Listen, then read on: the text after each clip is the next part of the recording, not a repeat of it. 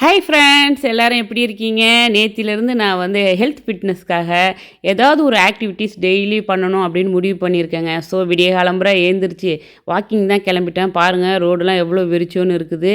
நாங்கள் வந்து ரெகுலராக வாதி கபீர் அப்படிங்கிற இடத்துல தான் வந்து வாக்கிங் போவோம்.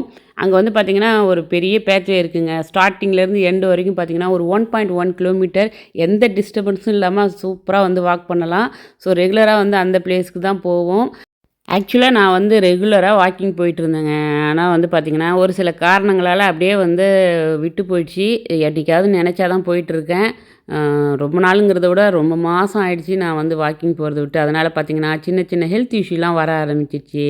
ஸோ இனிமேல் வந்து அதெல்லாம் வந்து அவாய்ட் பண்ணணும்னா, ரெகுலராக வந்து ஏதாவது ஒரு activities not only walking, yoga, ஏதாவது எக்ஸசைஸ் இந்த மாதிரி ஏதாவது பண்ணலாம் அப்படின்னு சொல்லிட்டு முடிவு பண்ணியிருக்கேங்க.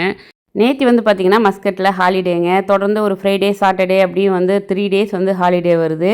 அதனால் நேத்தியே வந்து வாக்கிங் போக நான் ஸ்டார்ட் பண்ணிட்டேன். நாங்கள் மட்டும் இல்லை, சைடில் பாருங்கள், ஹாலிடே விட்டாலே வந்து கிரிக்கெட்டெலாம் விளையாடுற கிரவுண்டுக்கு வந்துடுவாங்க. அவங்களாம் பார்க்கும்போதே நமக்கு வந்து ஒரு மோட்டிவேஷனாக இருக்கும்.